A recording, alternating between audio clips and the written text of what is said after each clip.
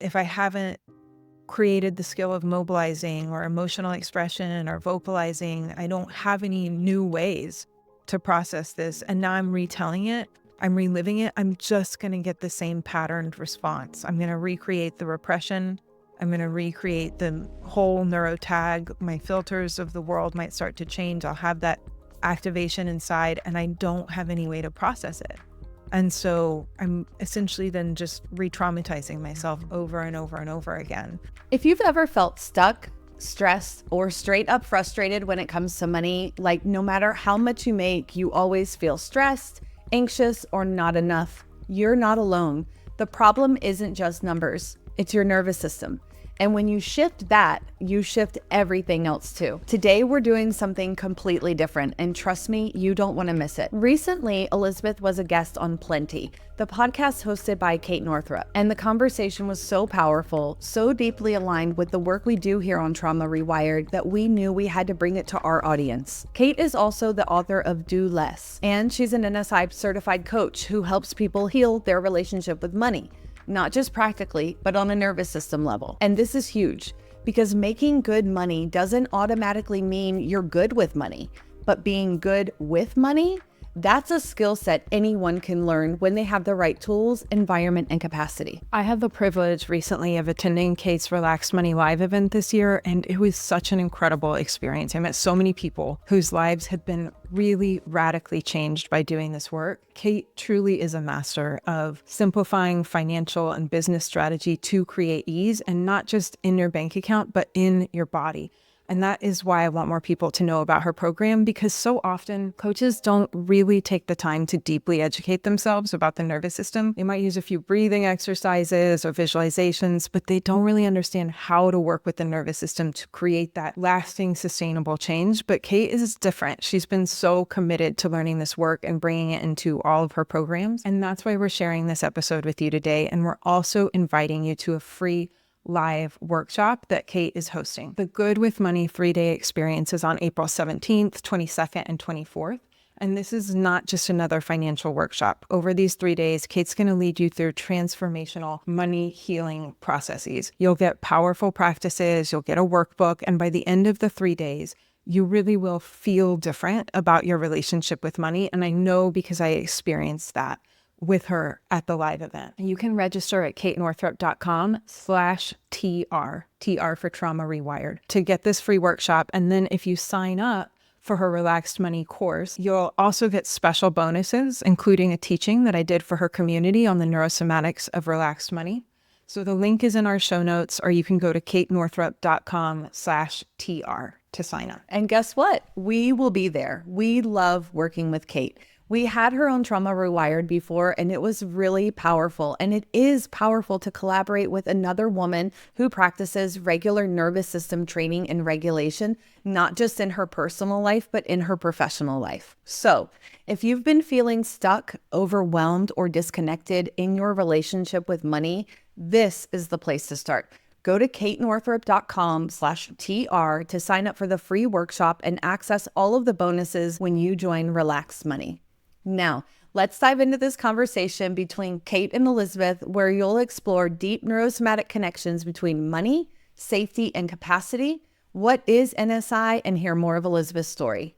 Hi, Elisabeth. Hey. Thanks for being here. I'm so honored to be here and so excited to have this conversation. Thank you. We are going to nerd out. I'm Yes, so we are. excited. Okay.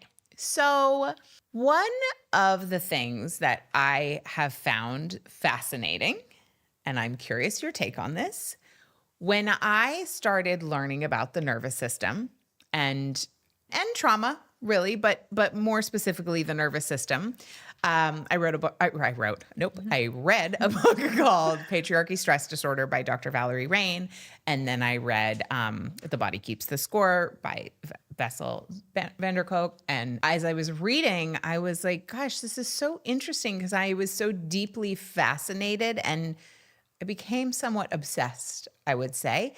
And I thought that was I thought that was odd, because I would not identify as someone who actually has a lot of like, if I were to take the ACE Do you know that if you were to look at my history, Yes. the ACE, the adverse childhood experiences, like my score wouldn't be particularly high. So my question is for you, like in the experience you've had with all these, hundreds, thousands of people that you've worked with, and now you've trained all of these people too, why do you think people get so obsessed with the nervous system? Do we always have to have a history of intense trauma or not?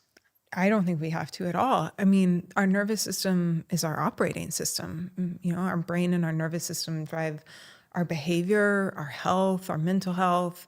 And I think we should want to know how we work and why things are happening. And even if we don't have typical like high ACE score, high levels of trauma, we live in a pretty dysregulating world. It's not set up to be really conducive for nervous system health. And so there are also big structural things, like you were talking about, the patriarchy and systemic racism and oppression and all of these constructs, emotional repression that runs through our society. And so even if in our family unit, in our individual lives, we don't have a huge trauma history, we're still living in a society that has a big impact on our nervous system.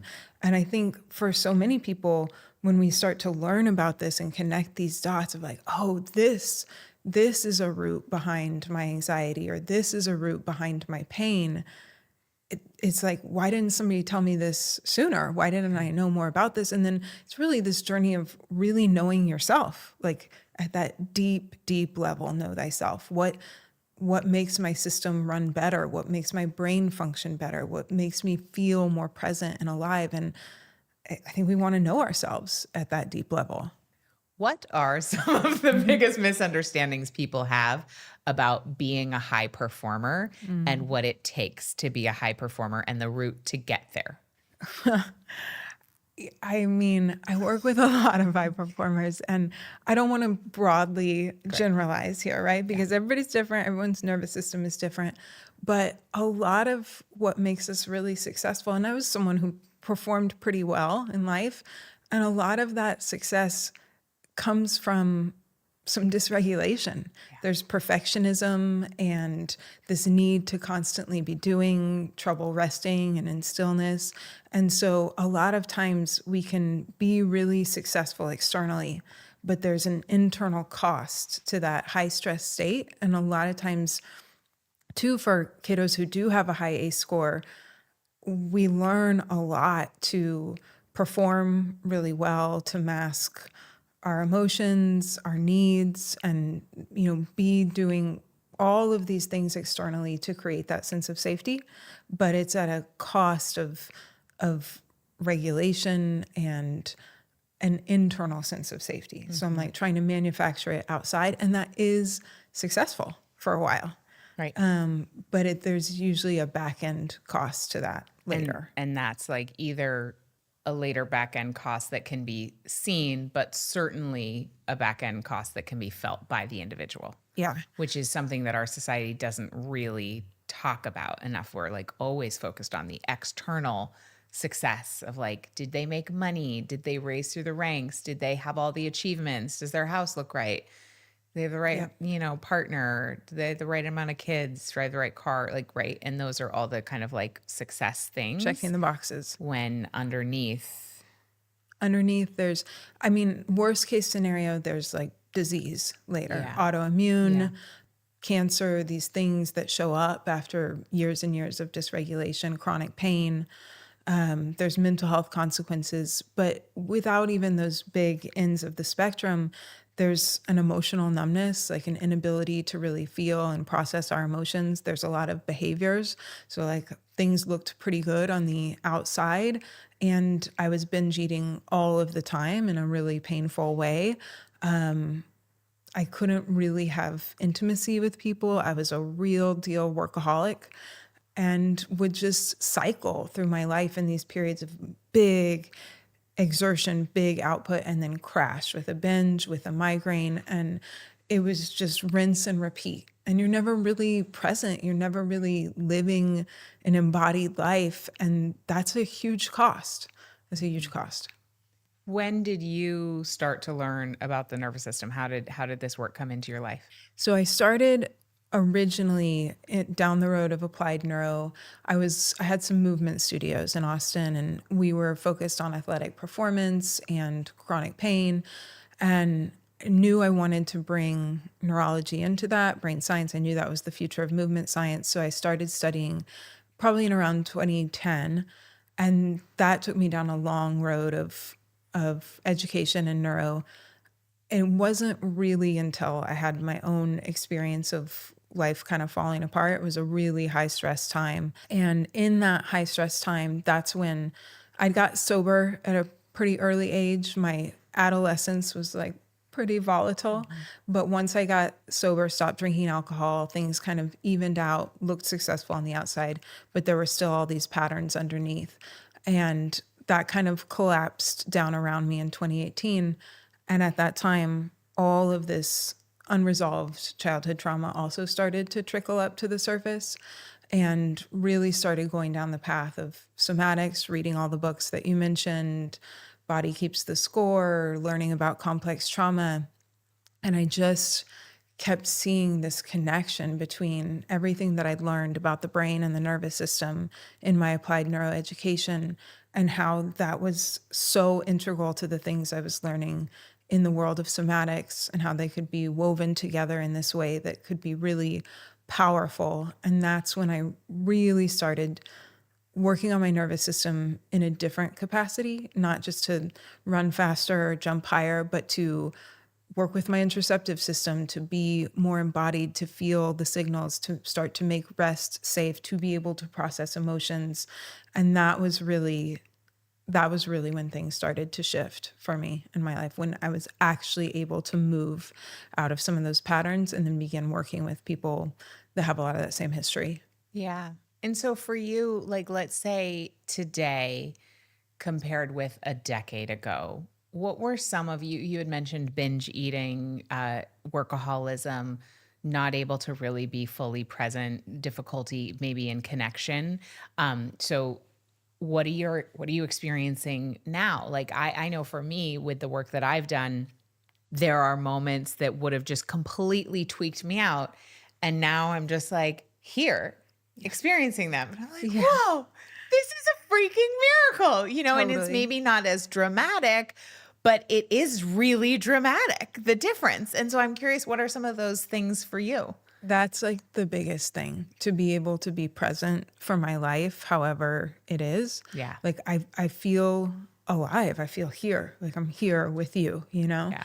And I mean, honestly, I'm a pretty different person from that in so many ways. But I will say some of the biggest difference, I mean, the outputs that I experience have shifted. I don't remember the last time I binged. I have good boundaries with work. I'm in a partnership we communicate, we show up. I have a pretty high ACE score. And so I had a lot of trouble with dissociation. I had a lot of trouble with physical intimacy. I have autoimmune. And now I can stay present for physical intimacy and emotional intimacy. I process emotions. Like I know how to scream and cry and shake and mobilize things. And I stay in my body. I would check out so much. And I'm here. It's amazing. Yeah. Yeah. It's a huge gift. Yeah, it's really, really beautiful. Can you, for those who don't know about the ACE score, would you mind diving into that a little bit more deeply? ACEs are kind of the original study that helped people start to link adverse childhood experiences with the development of behavioral issues like addiction, but also, big physical health outcomes, autoimmune, cancer, chronic pain. And it was a study done on, I think it was around 17,000 participants with Kaiser Permanente. And there was a guy, Dr. Vincent Folletti, was the original ACE study, originally conducted the ACE study. And he had been doing it actually first as an obesity study. It's not a word that I love, but That's what it was. And started to see that a lot of the participants would respond really well to the protocols, but as they started to lose weight, they either started experiencing some other big outputs or they would reach a point where they couldn't keep going. And then he started digging into their background a little bit more and found that they had, almost all of them had early childhood experiences. A lot of it was sexual abuse experiences, and started to connect these dots. And then eventually, with some work, was able to get Kaiser Permanente to do this big study. And they started seeing that the higher your ACE score, the more likely you are to have these unwanted health outputs. And they have been many studies. There have been many studies since then. There's one from the World Health Organization that applies a little bit more internationally, looks at like war and community violence. And it just really links.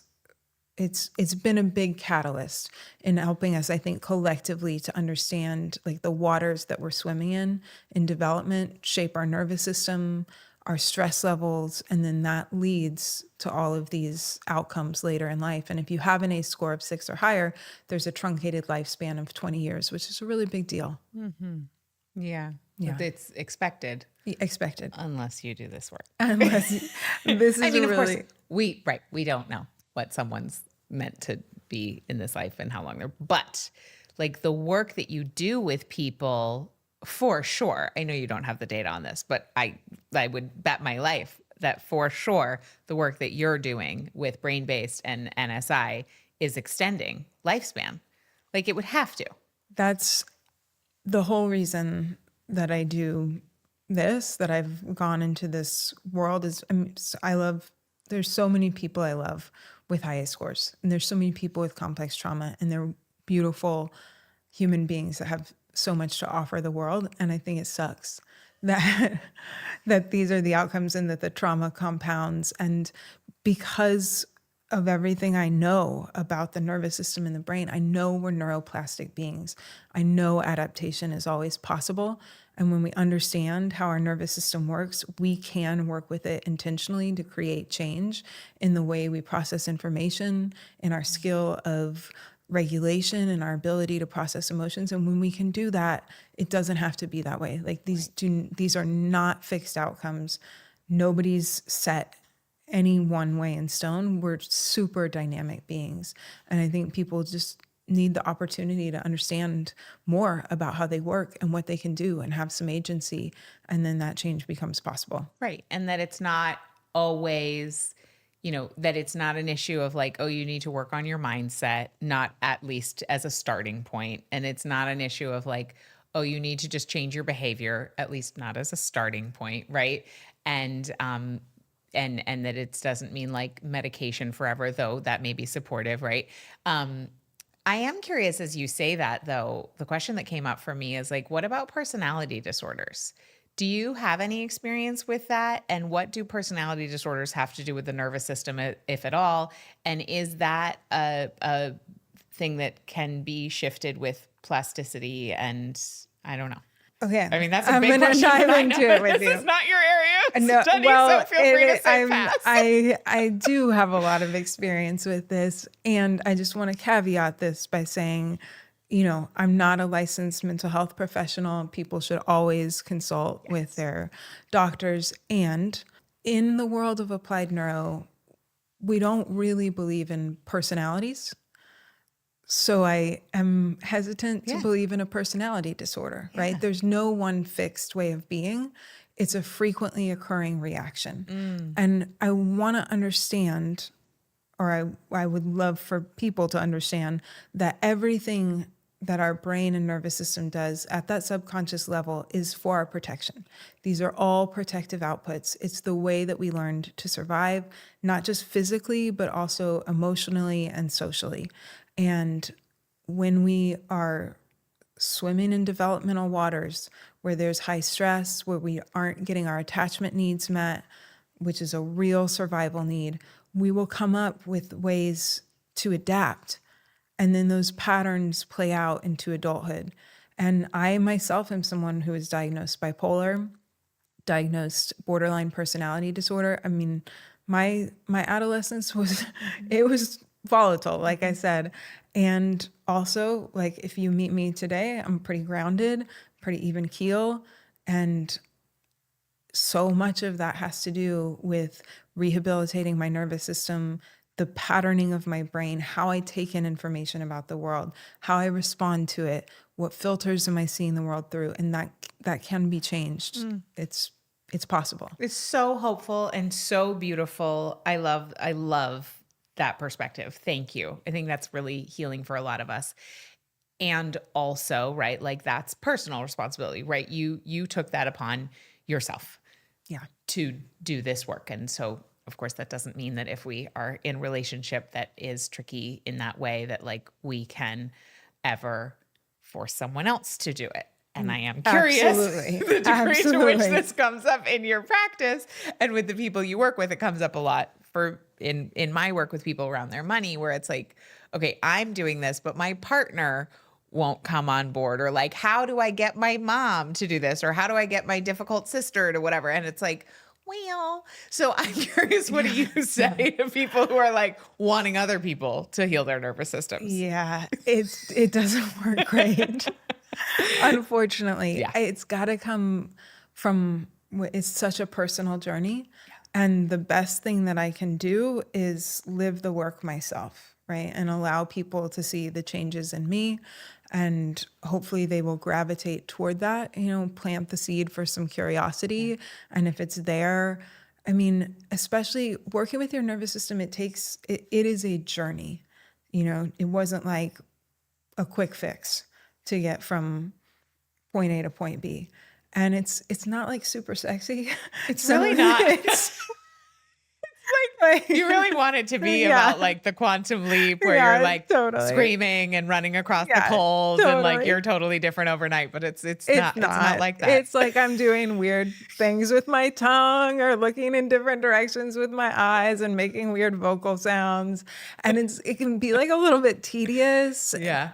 It's a daily practice. It's like taking care of your teeth or getting movement, and it takes time. It does compound on itself, and yes, but so someone has to really want it, and be curious about themselves. And yeah, I think also too, the state of my nervous system impacts someone else's. Yeah, we're always responding to each other's nervous systems, so sometimes I have big shifts in relationships because I change. Right. My relationship with my mom is different because I'm different. And it's not that she's necessarily doing neuro work, although she does sometimes now. Yeah. That's really cool. But like when I'm present with her, she has a different level of presence with me, and it creates more space in our dynamic for there to just be something new.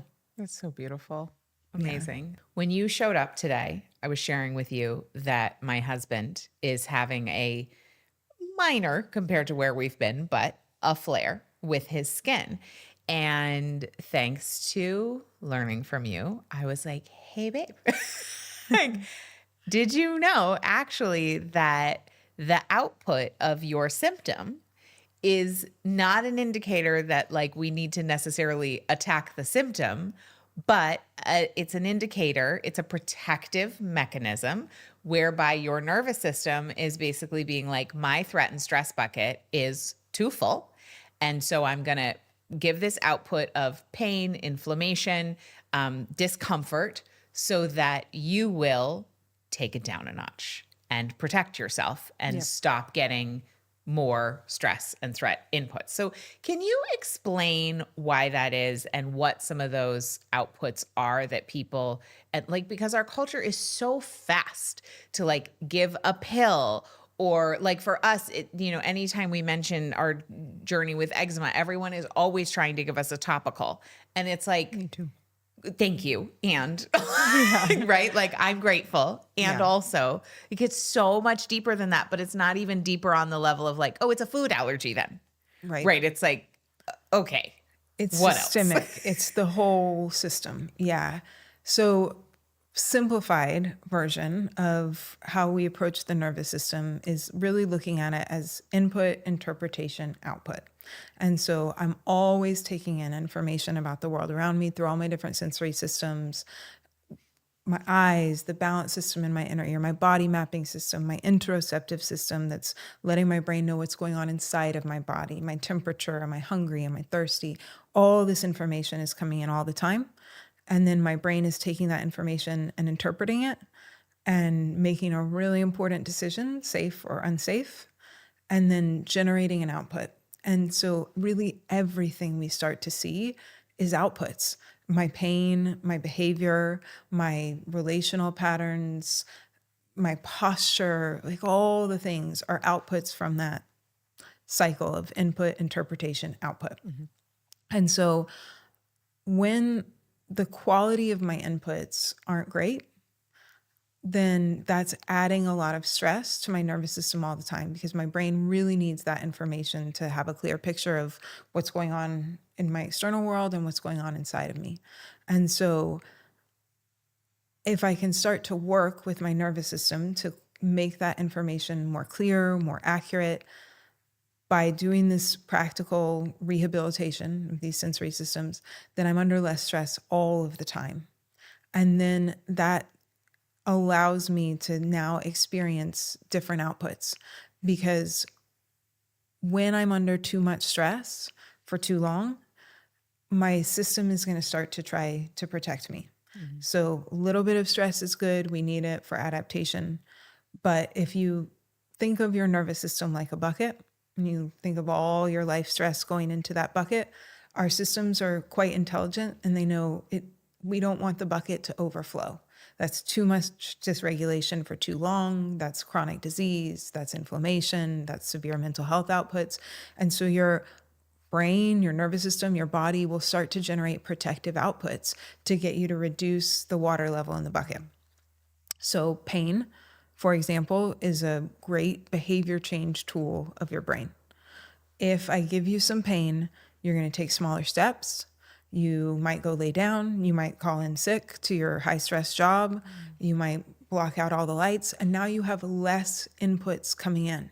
If those inputs are threatening, blurry, unclear, that's good in that moment for your survival brain to have less, because they're stressing it out. So your system creates an output that's going to get you to reduce the intensity of your life to keep you safe in that moment, because our survival brain is really concerned in the moment. Am I safe? What do I need to do right now to lower the water level in this bucket? And so that could be inflammation. It could be pain. It could be all these different things that we see as outputs. So what risk do we run by pushing through pain and other symptoms? Well, what we do, we get better at. And so there's two important things here. One is the SAID principle, specific adaptation to impose demand. Neurologically, it means that's becoming a more well-worn pathway.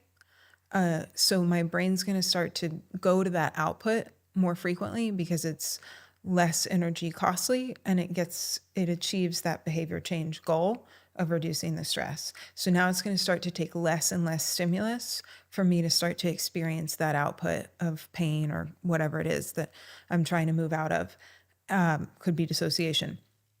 And then the other important thing I was going to say about that is we get better at, and our system is trying to get our attention. It's trying to create change. So if this isn't working, it's either going to have to get louder, it's going to turn the volume up on that output to get what it wants, or it'll switch to some other kind of output. So maybe I push through the pain, but now I'm starting to get vertigo. I'm getting dizzy. It's going to find the path that achieves the result of getting us to reduce the stress and protect ourselves. Okay. What about so many questions. This is great. So in my understanding of the nervous system, and one of the things that I describe a lot, and I just really want to get your take on this. And just for context for listeners, I became aware of Elisabeth's work about a year ago. and have gone through 3 modules of her certification. So, and like listen to a few podcast episodes. So that's where I'm at. And so a great deal of my nervous system education came beforehand. So I'm so curious about like, okay, if the way I describe this is the way you would also understand it. So one of the things that I have come to understand is that our nervous system has essentially a thermostat set point, and that thermostat set point is and I'm sure it's connected to the neurotag, so feel free to fill that in, but that it is based on our previous experiences. And so it was kind of the developmental waters we were swimming in, right? So in my environment growing up, there was just a consistent sense of stress and pressure and running out of time and some degree of financial pressure. So that was just like in my development, that was the energy, that was the vibe. So my body developed in an environment where that felt like home. And so when I have, and I've continued to work on this is literally the basis of my work, but when I have experienced in the past greater degrees of calm or stability, because my thermostat setting was to stress and pressure, I would unconsciously recreate any kind of scenario and unconsciously do these behaviors such as overspend or launch too many things at the same time or pull the rug out from my life in any variety of ways to essentially feel that same level of stimulus that made me feel alive. Even though it didn't feel good, it did feel familiar. Mm-hmm. And so given that, I'm just curious, like, am I missing any pieces from your understanding? That's very accurate. And absolutely, our brains function on pattern recognition and prediction to generate those outputs to keep us alive. And so our brain wants to know that I'm safe in this environment, and that's what it knows. So it's going to drive us in familiar paths because it knows how to handle this. It knows what to do. Right. It's predictable. And so when something is unfamiliar, even though it might be what you cognitively want, there's less predictability for your brain. And so in that way, it actually feels not as safe. Yeah, it's such a mind fuck. So, okay. And then, and this is, you were so kind to come as a guest expert in Relax Money. And then we did this coaching call today together. And a similar question came up many times, which is, okay, I'm now out here beyond my previous thermostat setting in terms of my income, in terms of my experience of community, in terms of my experience of manifesting and magnetism and like calling in dream clients or whatever. And now I'm freaking out, or I noticed myself go into old behaviors. What do I do about that? So when we experience something in our lives that takes us beyond our previous thermostat setting, right, beyond the predictable, and it's technically what we want, but our bodies freak out, our brains and bodies freak out. Like I tell the story a lot of when I was offered my first book deal. I was standing in the lobby of the W Hotel in Union Square. Louise Hay herself says to me, "We would like to publish your book." And it was like this dream moment. And I went across the street to a cafe and I had a complete and total meltdown, like sobbing, snot, completely freaking out. And I was having this shame spiral of like, I would call it a guilt spiral of like, I shouldn't get this because there are so many other people who want it more and I'm wrong and I haven't earned it and blah, blah, blah, blah, blah, blah, blah, right. So like complete not enjoyment of the moment. And there were a number of other things that happened. And now I understand what was happening and I needed tools, right? I didn't have any tools. So I just sat there and cried. And that was also an effective strategy actually for regulation, totally. Which we can come back to. Actually, that was great. But that's like a practical example of something that happened in my life. I was like, I want this. And yet I'm experiencing it as a threat. So what do we do if we want to expand our reality beyond our previous thermostat and beyond what all the people in our life have ever experienced and all the people in our lineage have ever experienced. I think one of the key pieces is really intentionally working with our nervous system for presence, right? If I can start to understand my nervous system, understand how it works, and how to communicate with it through sensory input, that's really the language that the nervous system speaks. In these little moments, I can help my whole system, my whole being to be more present with what is. And if I do that over and over again, maybe it's just for like a minute a day, I'm giving it some sensory stimulus, I'm allowing myself to be present, that can expand on itself so that I'm able to stay embodied and aware and have all of my systems functioning. And when I have that capacity and I have really trained those skills for myself, as I move into new situations that are unfamiliar, I have the option now of like a different path, of a different response, because I'm better at sensing into the present moment and responding to what's really there instead of going reflexively into the old patterned path. So part of the reason that I am so diligent about working with my nervous system is because it allows my brain to function better. So I have more fuel, more capacity. I can view my life with altitude. And in those moments where that is stressful, to be in a new situation, to be trying to relax, to maybe receive something, instead of reflexively going into the patterned protective response and the old behaviors, the old physiology inside, I can take a beat and give myself a little bit of space, maybe provide some direct sensory to my nervous system with some tools to keep grounding into that. And then from that space, suddenly more is possible. Yeah. And like little by little, those things build on themselves. And I think as you were talking before too, I was thinking about the constantly seeking of the stress. And I do think like homeostatic set point and familiarity is important. And I think also too, though, sometimes being with our body and our internal sensations is very threatening. Dissociation is a protective output that a lot of people experience because the situations were just too intense to stay there. And so that becomes a patterned, well-worn protective response. And if we can stay distracted in all these other ways in our life, we aren't feeling and in tune with those signals, and they might carry a really high threat load.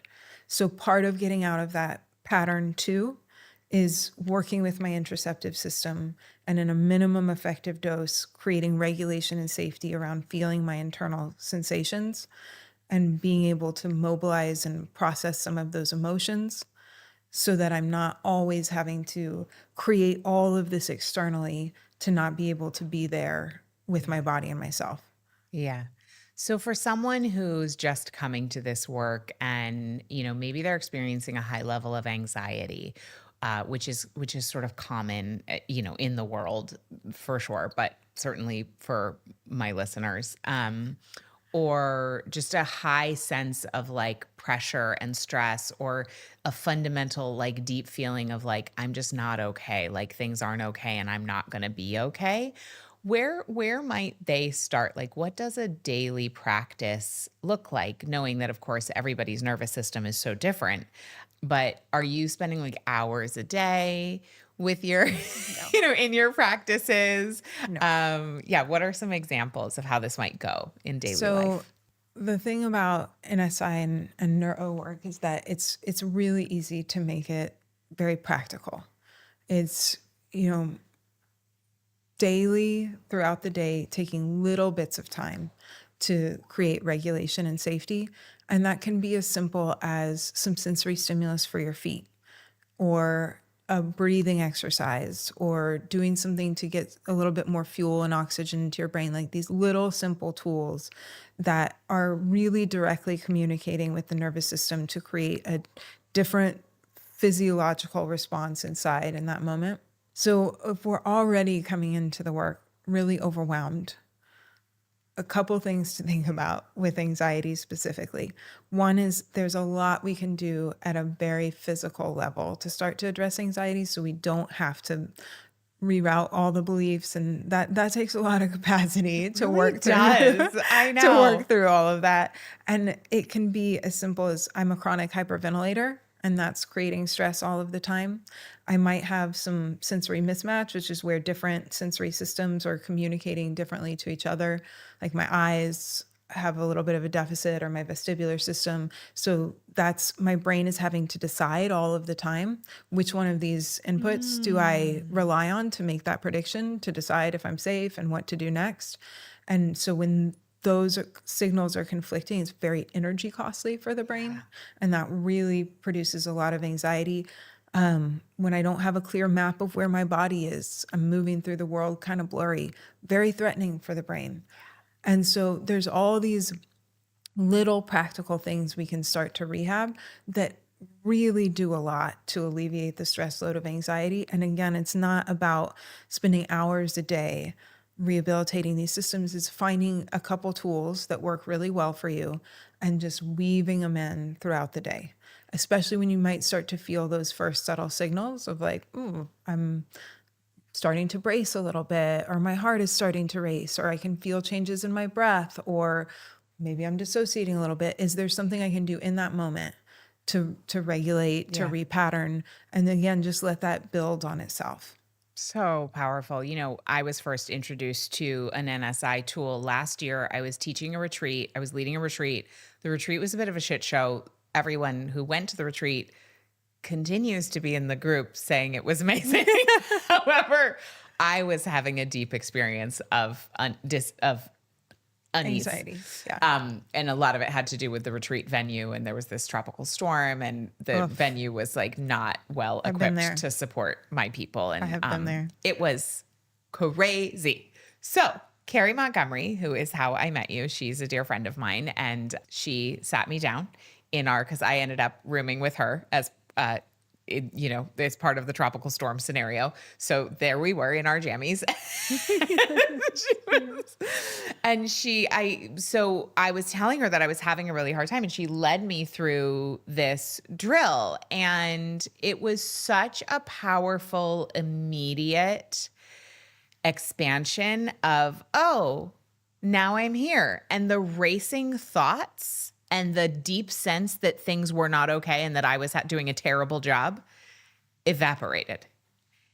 And I had that experience many times from being in nature but it didn't feel quite as like on call and this particular experience was called helical breathing that she led me through. And for me, that's a really high payoff tool, and it just gives me instant access to my full self. Yeah. And I was like, oh, there I am.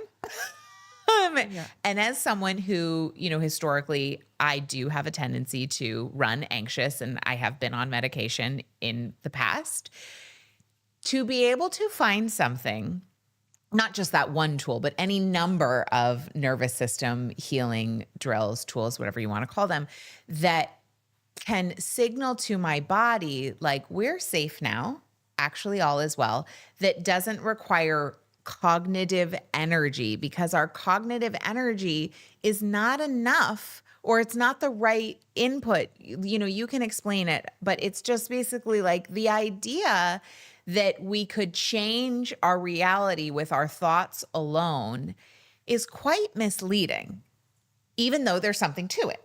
So I'd love to hear you talk about what's missing in the concept that if you change your thoughts, you can change your reality. So there's a lot here. That was a beautiful example. And one of the things to think about in trying to understand, yes, it's really important to think about our mindset and our thoughts, but if we're not bringing our nervous system and our body along with that, that can actually create a lot of cognitive dissonance where what I'm feeling inside is very different from the affirmation I'm saying out loud. So you're at the retreat and you're like, everything's fine. It's going to be okay. I know everybody's taken care of. But inside of your body, it does not feel like everything is fine. Yeah. And that's actually creating more threat load for our brain because it doesn't match. So affirmations that are not a match with what our body is feeling is actually creating additional friction and potentially making things worse. Yes. And I would say also too, like eroding a little bit of that like self-trust. Totally. Like, no, everything is not okay, and creating more of that separation, just trying to like blunt force push through it. And also too, fuel supply wise, if we're in a activated state in a threat response, most of our fuel and activation is going more toward the back parts of our brain where those autonomic responses are happening. And I don't have as much fuel and capacity to stay in my cognitive mind and my higher order thinking systems. And so part of our prefrontal cortex job is to inhibit those reflexes. But if I don't have enough fuel and capacity, or if I'm in a big threat or survival response, it's not working the way that it should to inhibit that. So I'm trying to inhibit it cognitively, but the reaction is still occurring inside.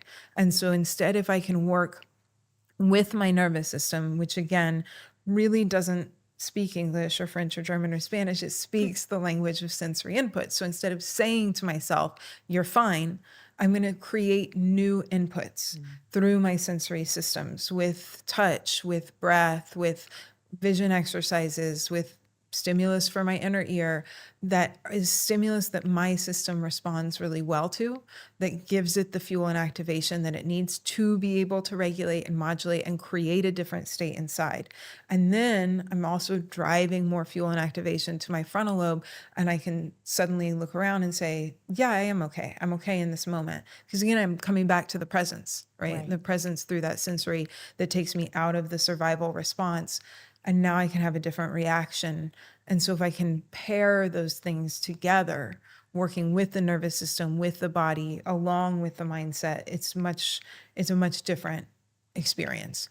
How much does it matter that we are cognitively, consciously aware of the content of our memories or our beliefs or our whatever, whoever, as we do some of these tools to unravel old patterning? Like, let's say someone wants to change their money story and they have a history of being rooted in lack. They come from a family that there was a lot of struggle, and they find themselves repeating financial struggle over and over and over again. And of course, always there are larger systemic things going on here. So it's not always just personal responsibility.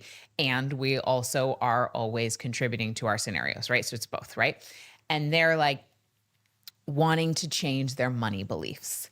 How important is it that we bring to mind the actual limitations or the actual old memories or the actual content as we practice our nervous system drills? I think sometimes it can be helpful to understand where things are coming from, but you certainly don't have to. There's a lot of people who have only somatic memories of experiences, or like you were saying, it could be collective. Right. Or ancestral. We could go back and find so many different reasons for these reactions in our body occurring. And so within SI, we're pretty forward focused. Like we're, again, really trying to stay in that present moment. What is the pattern? How's it showing up in my life now? What can I do to make changes in that pattern in this present moment? And can I do that over and over again through repetition and load to start to use neuroplasticity to make changes in the pattern, to have them stick so that I'm just moving through the world differently? And I don't always have to go back and understand the source of the pattern or relive the trauma. Sometimes that can actually do more harm than good, because especially if our body, our nervous system isn't equipped to be able to process it differently. Right? If I haven't created the skill of mobilizing or emotional expression or vocalizing. I don't have any new ways to process this. And now I'm retelling it, I'm reliving it. I'm just going to get the same patterned response. I'm going to recreate the repression. I'm going to recreate the whole neurotag. My filters of the world might start to change. I'll have that activation inside, and I don't have any way to process it.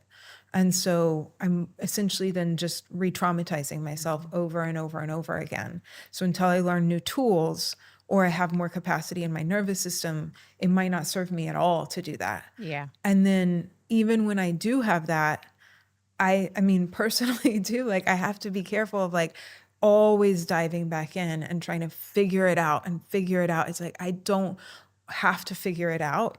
I just have to repattern, rehabilitate, regulate. That's so, I don't know. I find that really freeing, honestly, because sometimes it just can be so heavy to go back. And it's just too like much sometimes. Sometimes, I recently learned some things about my grandmother's history. My grandmother has now passed, and it made a lot of sense as to why I had some outputs in my past that some of them have changed without me having to have had that information of, potential patterning that lives in my body as a result of, the whole thing about how the egg that forms us was in our grandmothers at 4 months gestation. So that's like wild. It is wild. It's wild. Okay. What I want to ask you about next is meditation. I get asked a lot, or people tell me, oh, I'm already meditating.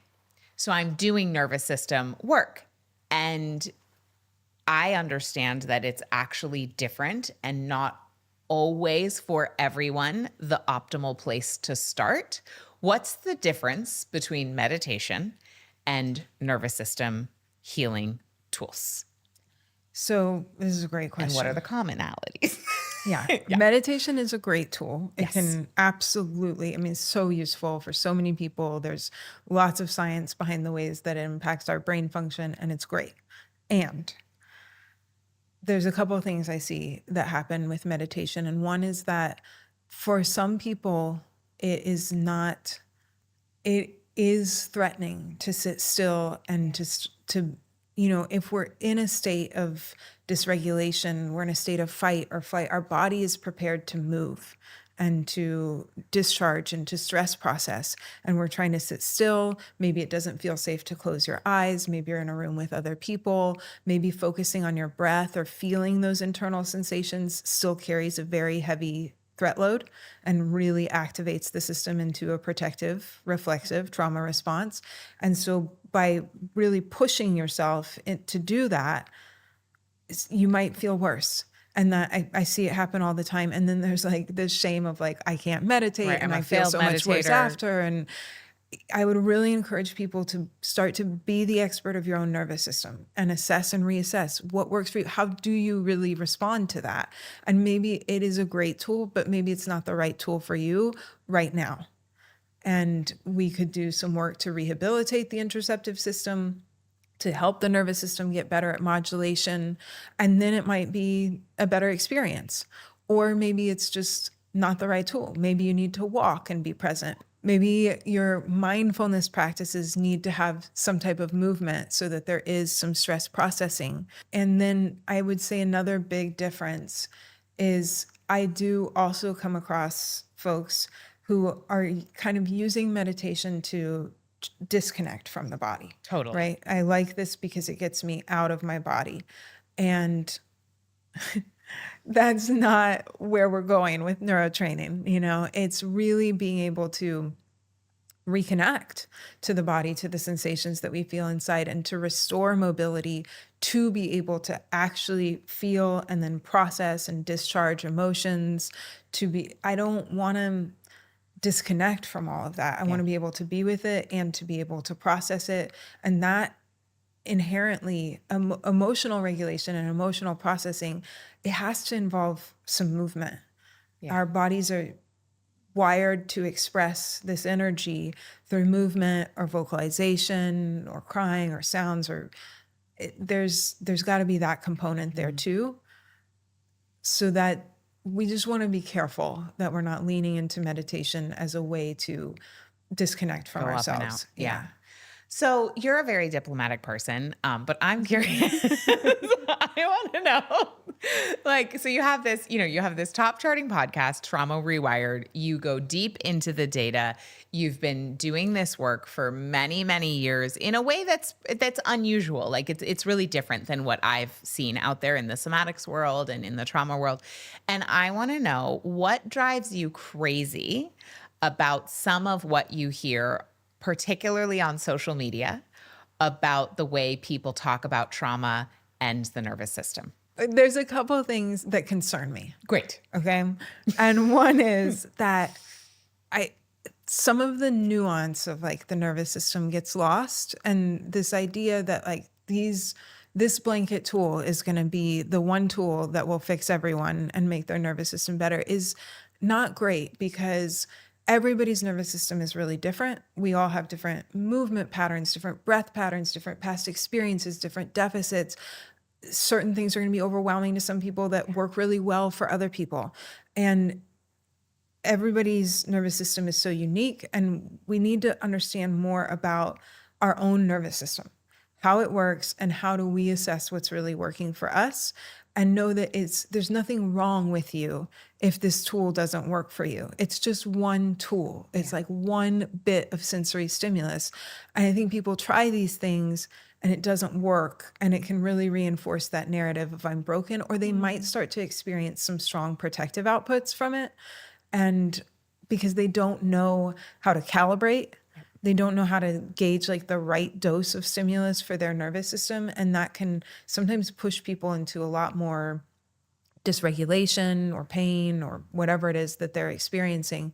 And so I think before people just learn all these blanket tools, they need a little bit of understanding about how their nervous system works and how to assess. And then the other thing that I see that is, I love somatics and I love processing emotions, and you see these big experiences and it looks very cathartic and it's wonderful.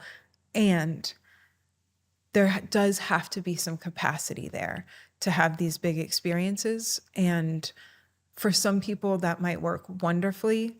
And for other people, it can really leave them quite lost and in a big state of dysregulation, and they don't have any path back. They don't know any tools. They don't know about their own nervous system. And so they go seeking this healing from a big experience, and it can be really unsettling for people. Like, so that big experience could involve like a hero's dose psychedelic experience, or like a big deep process work, or some kind of big cathartic feeling your feelings event. Yes. Is that what you're describing? Yes. Okay, great. Yeah. And I just get a lot of people that come in to work with us that are left in states of big dissociation, real mental health crisis, suicidal ideation. And it's just these big experiences. There's no preparation before. There's no real plan for integration, like integration at the level of the body and the nervous system after.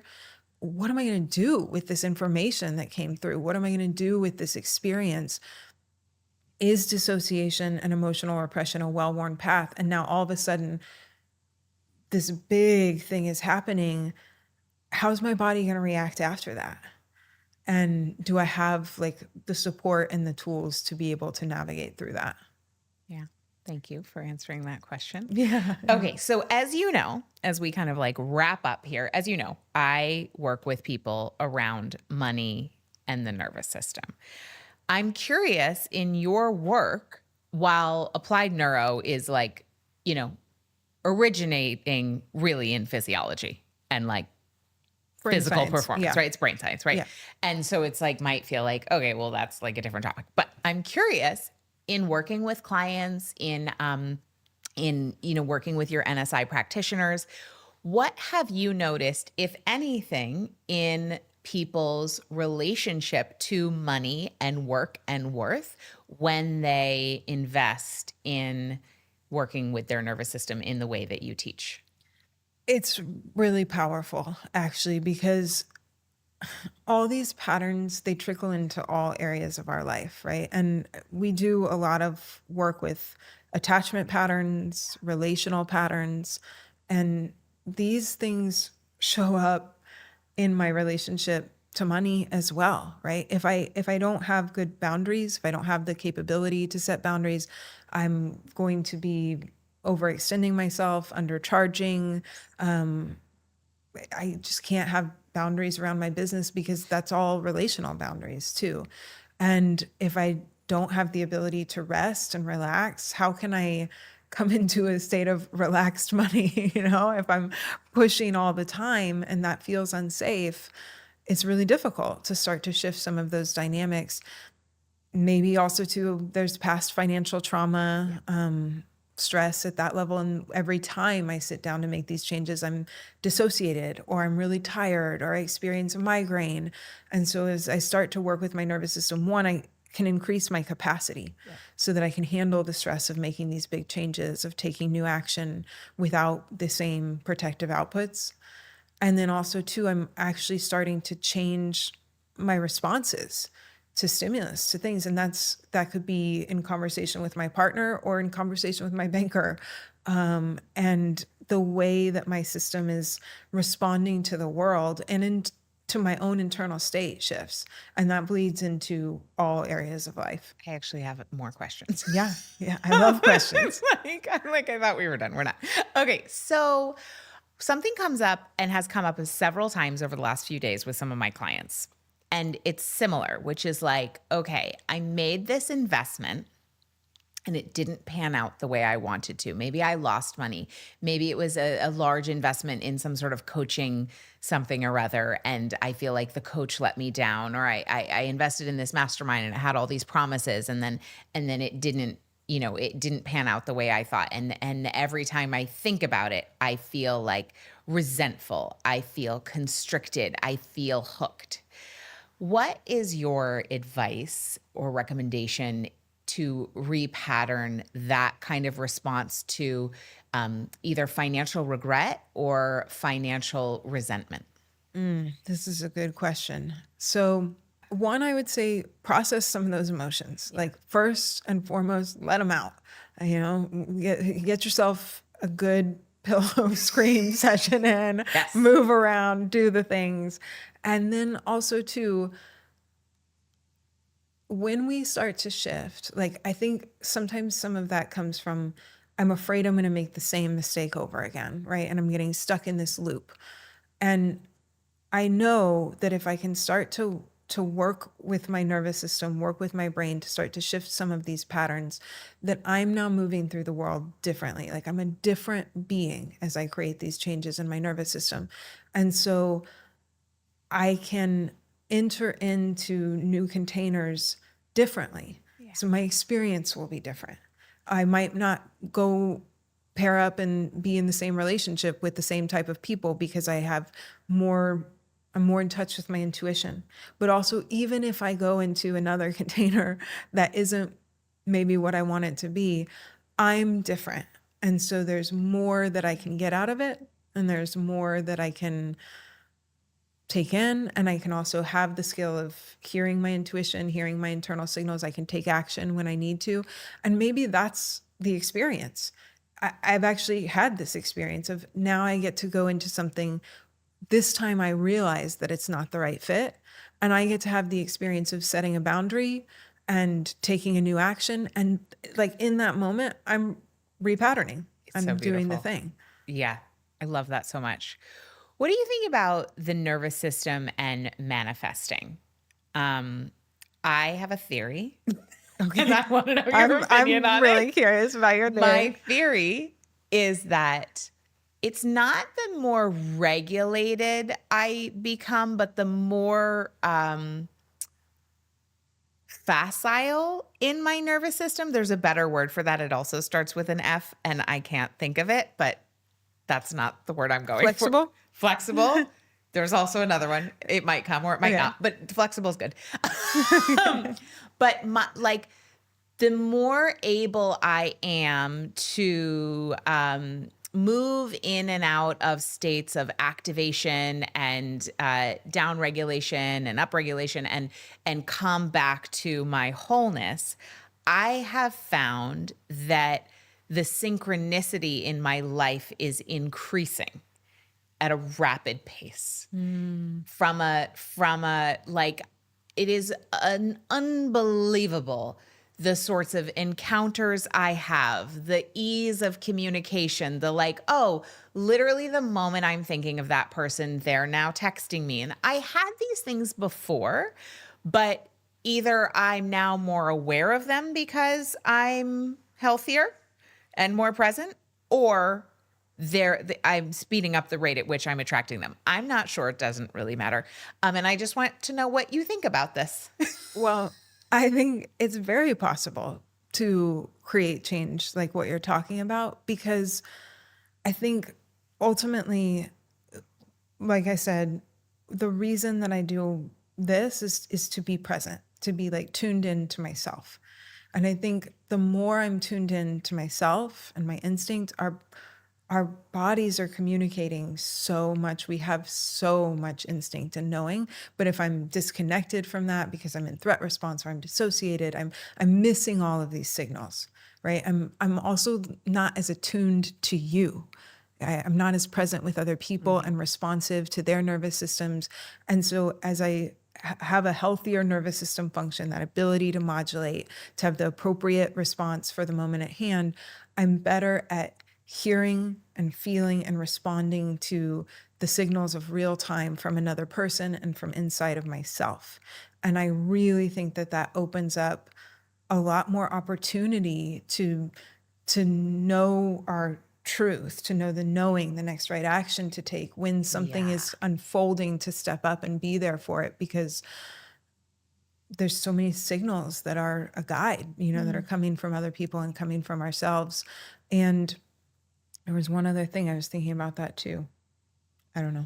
I lost it. It'll come back if it needs to.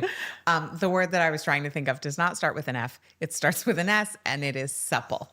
Yes. So just in case anybody was wondering, I was trying to go for a supple nervous system. Okay.